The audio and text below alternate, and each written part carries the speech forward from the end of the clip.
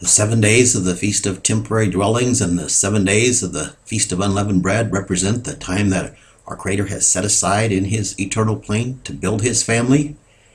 This period of time covers an allotted time of 7,000 years, plus there is a 100-year period of time at the end of it where all who have ever lived will be resurrected to a period of judgment and or a final trying, depending on the individual situation, except of course those who have already been resurrected into His family.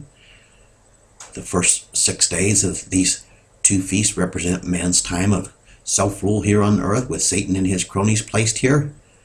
During this allotted time of 6,000 years, our Creator called out and groomed 144,000 individuals who became chaste virgins to Him to become His bride. Now the last of this number has been sealed by Him to become His temple, and He will send His Son to harvest them into His family next July. Right on His schedule, He has finished His temple ahead of schedule, and these 6,000 years are being cut short, as He said that He would do. And now He is calling the remnant of the scattered nations of Israel to return to Him to become the seed for a part of this latter harvest that will occur in the last 100 years. His 7 spirits have also been made available to the whole world so that they too could turn to Him to become the seed for part of this latter harvest as well. But sadly, the witness against man is that most who have heard His offer have proven that it is going to take much calamity in order to spur even a small number of them from either of these groups to hearken to His call. He explained why Israel was dispersed and scattered and why He is going to send a double portion of this time of trouble upon them in Jeremiah 16, starting in verse 9. Because thus says Yahweh of hosts, the Elohim of Israel, behold, in this day I will cause to cease from out of your presence the voice of gladness, and the voice of rejoicing, and the voice of the bridegroom, and the voice of the bride. Therefore you will stand boldly to this people, He says, speaking of His servant, with all of these words, and they will say to you, why has Yahweh pronounced all of this great evil against us? What is our iniquity? What is our sin that we have committed against Yahweh Elohim? The time of Jacob's troubles has not even exploded yet, but I already hear this theme resounding from those in Christianity in lieu of the warnings that I have been sent to pronounce upon them. They cannot see their error because most of them are buried in Saul's blasphemous saved by grace doctrines apart from obeying their Creator. Most of you who are in this group cannot see why I am speaking against you, and you do not believe that these prophecies are against you. I will show you how these verses prove that they are speaking about Christianity. Our Creator goes on to tell us why He is sending the time of trouble. He says, then say to them, in the same manner that your fathers forsook me, says Yahweh, and walked after other versions of Elohim, and served them, and worshipped them, and forsook me, and did not keep or did not hedge about and guard my Torah. You have done worse than your fathers, He says. Behold, each of you walks after the obstinacy of your evil hearts, and you fail to hearken to me. Today the descendants of Israel are far worse than your forefathers. You have not only perverted His Torah, most of you have rejected it altogether, and you even go so far as to claim His Son's shed blood on your behalf, even though you reject His direct instructions to live by His Father's every word. In the last few years that I've been crying out His words, and especially in the last almost a year that I've been crying them out on YouTube, I've been amazed at the willful rebellion that people have in their hearts toward His instructions by not even wanting to consider them, consider that they're deceived. Most all of you truly do decide right from wrong for yourselves, and you simply flat out reject His words altogether, even though you tote it around with you in what you call the Bible. You will not hearken to His word, and you deny the prophecies about returning to His Torah in order to return to Him that are associated with the last days.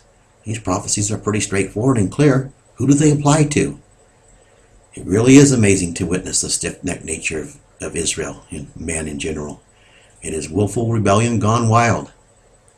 He goes on to explain what your rebellion caused. In verse 13 he says, therefore I cast you out of the land into a land that you and your fathers did not know, and there you served other Elohims day and night, where I did not give you favor, he says.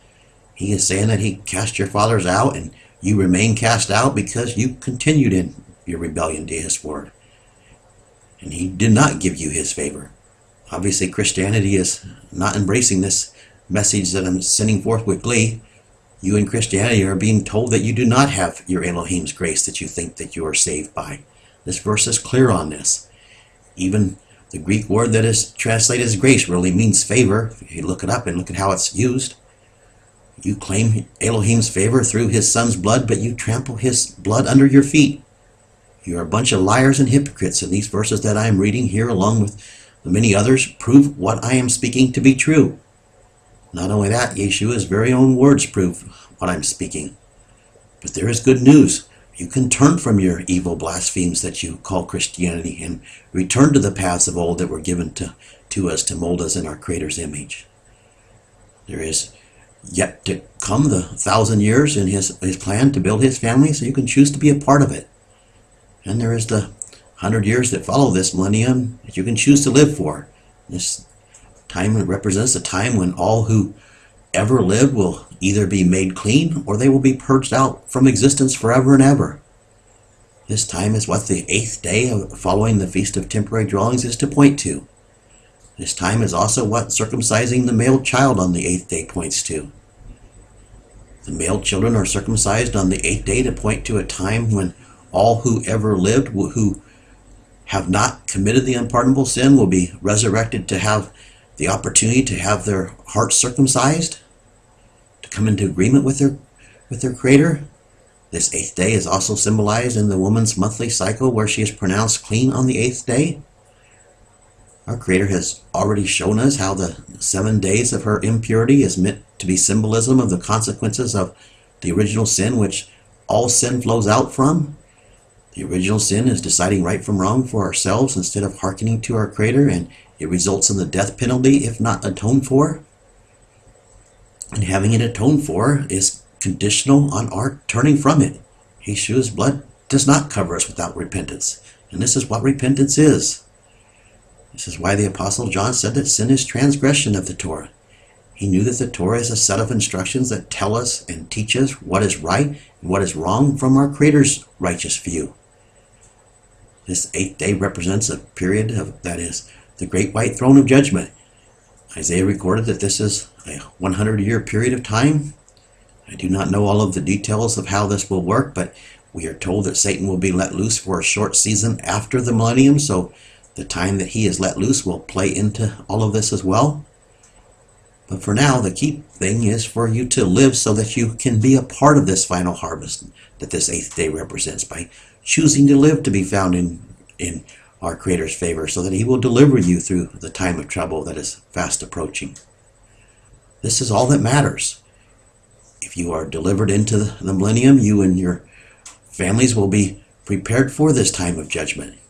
You'll be taught firsthand by Yeshua and the 144,000, and you will have the 7 spirits of Elohim to guide you and how to overcome Satan and his crew when they are let loose. What a beautiful time the millennium will be, with evil being purged out and our Creator's love being a way of life and Satan and his crew bound. Back to Jeremiah, the last verse led up to the days that we live in now, and he continues in verse 14.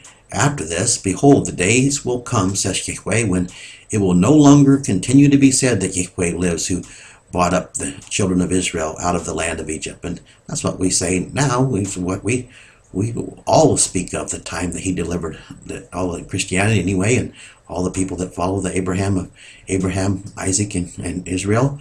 They speak of this time where he delivered them out of bondage. But he's talking about now they're going to be talking about something else. Now they're going to be saying in verse 15, but that Yahweh lives, who brought up the children of Israel from the land of the north and from all of the lands where he had driven them, and I will bring them again to their land, and that I gave to their fathers. Folks, these are exciting times. He is going to return his people to their lands, and he is calling those of you in Christianity to be of this number, because you are descendants of the scattered nations of Israel. I've spoken in other videos how those people that returned to Israel in 1948 and returned since then are not of the 12 tribes. And actually recently it's been revealed that they actually are the tribe of Dan, which spoke on that in a recent video as well. And he's also calling the rest of the world to come to him as well. And of course Israel, who's spoken about, was supposed to bring the truth to the world, but He knew that wasn't going to happen, but we were certainly commanded to, and to live it as a witness to them so that they would turn to it. But we do have to return to him in order to be delivered. Each of you is going to have to make this trip, this choice. You have to want to be delivered. If you think that Yeshua's blood was applied on your behalf apart from turning from your ways to his path, you are sorely deceived.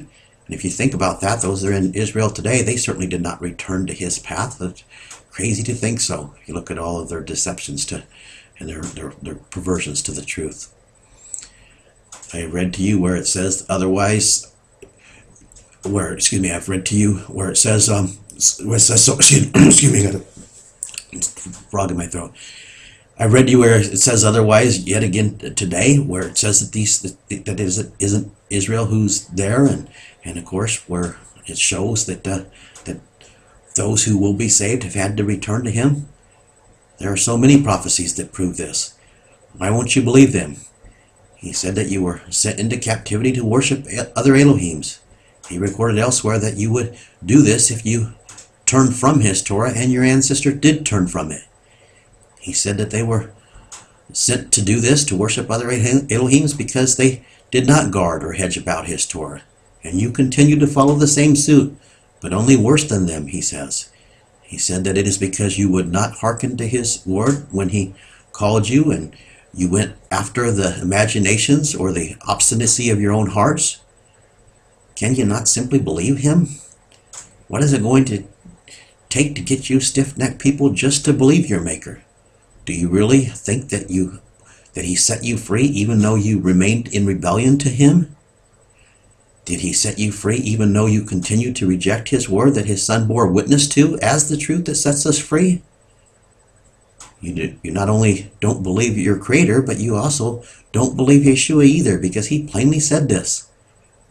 Which word was he talking about that he said was the truth? His Father said through Moses that he would not remove his word from you even after you rebelled and were sent into captivity. He said that it would not be in heaven, that you needed to have someone go and fetch it for you, or across the sea, so that you needed to have someone go across the ocean to fetch it for you. He made sure that it remained with you for the last days so that you could return to him.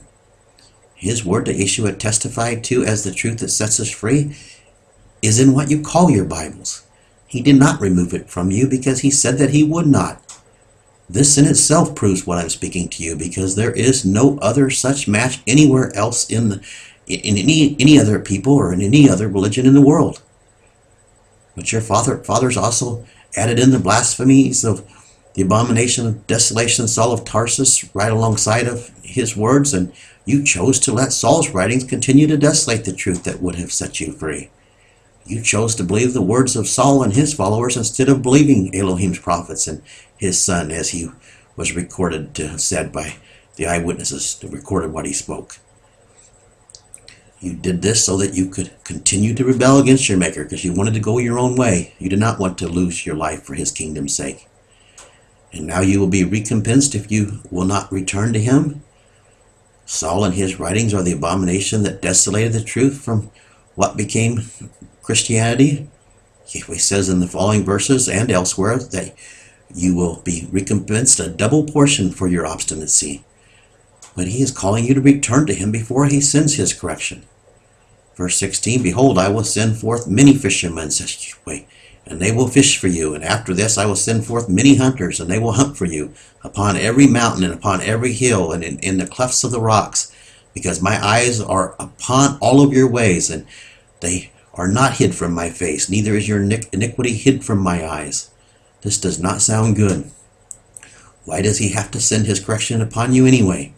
It is because you will not hearken to his call for you to return to him without it. And this is sad. You will not be able to hide from him, he says. And he says that your iniquities are not hid from him. Especially not your trampling of his son's blood under your feet like you have. He is shortening the days of his calamity for those who will return to him's sake. And he will choose these who do return to him to deliver them for doing so. But why not choose to return to him before his calamity is sent to you? You certainly will be rewarded for doing so. Verse 18, first I will recompense your iniquity and your sin double, because you have defiled my land. You have filled my inheritance with the carcasses of idolatrous abominations. It says elsewhere that you will seek death because of the torment that he's sending, but it will escape from you. You will not even be able to end your own life during this time. Why won't you just listen to him? In the next verse he says that you will cry out to your false images of him. And in verse 19, Yahweh, be my strength and be my fortress and my refuge in the day of affliction. The Gentiles will come to you, he says, from the ends of the earth, and will say, surely your fathers inherited lies. There is no profit in your vanity. They will look upon you in disgust, knowing that the Elohim that you put your hope in is not delivering you. Therefore, he does not exist. And they will be correct. Your make-believe image of him does not exist. He also says elsewhere that you will cry out to him and he will not hear you, because you would not hear him. Continuing on, verse 20, will a man make Elohims to himself that are not Elohims? The answer is yes, and this is what Christianity has done. Verse 21, after this, behold, I will once again acknowledge you, and you will know my hand and my might, and you will know that my name is Yahweh. He is going to deliver people on the other end of this time of affliction, and these people will be the seed of part of those who will be brought into his family through the 8th day. The entire word that he gave us to live by points to his 3 harvests into his family and how we can become a part of them. And I'm telling you how to become a part of the final harvest today. The first 2 harvests are finished, although the summer harvest has not yet been harvested. The last harvest is what he's growing now, and he's calling you to be a part of it. There are no other harvests recorded after this. It's all going to be finished whenever the 8th day is over with. Everything that opposes him will be destroyed, including Satan and his crew after that point. If you want to continue in your lawlessness, Yeshua said that he will tell you that day, depart from me, I never knew you. It won't matter what you claim that you did in his name.